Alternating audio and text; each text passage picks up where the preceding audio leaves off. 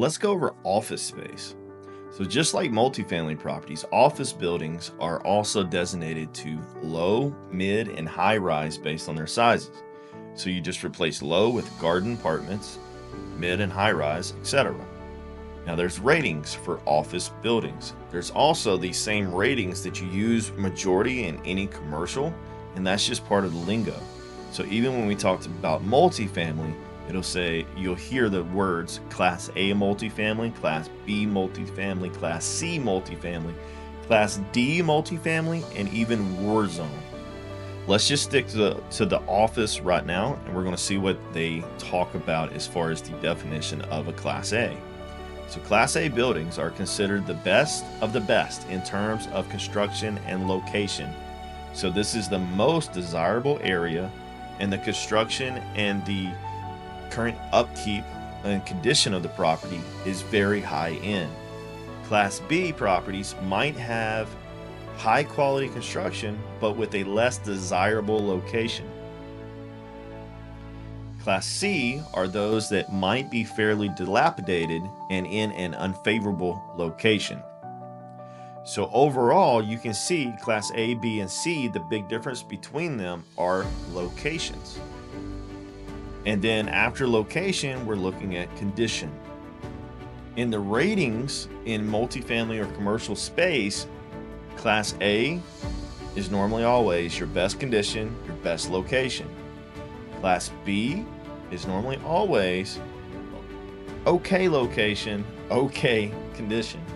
Class C is normally a lower area, lower desired area, and the condition of the properties can be nicer, but at the same time, most of the time, they're older properties. Class D, this is where the crime rates are really high, and you almost lock your doors when you drive down those areas.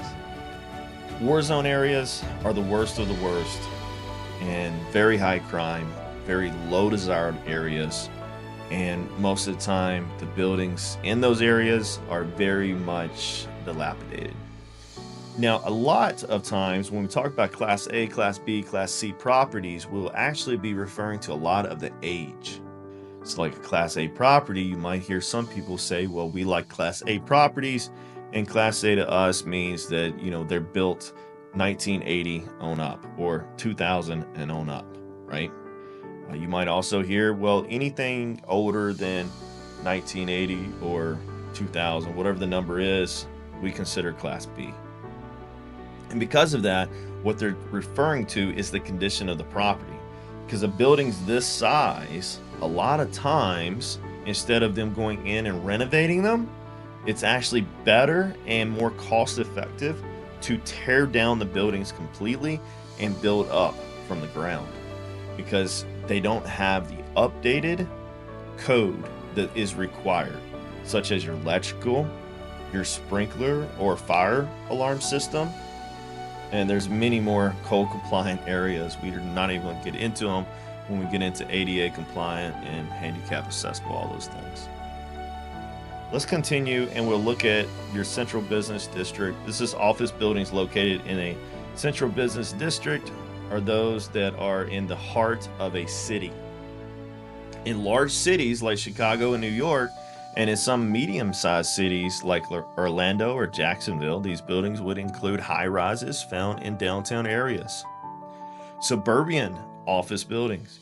This classification of suburban office space generally includes mid-rise structures of 80,000 to 400,000 square feet located outside of a city center.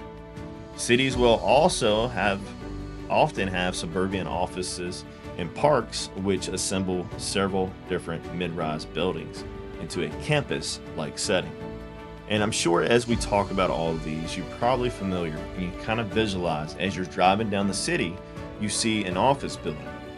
And now as you look at those, are you in the center of the city? If you are, and it's a very large building, then it would be considered the CBD, Central Business District. Normally that's where you have a lot of law offices and government officials in those areas.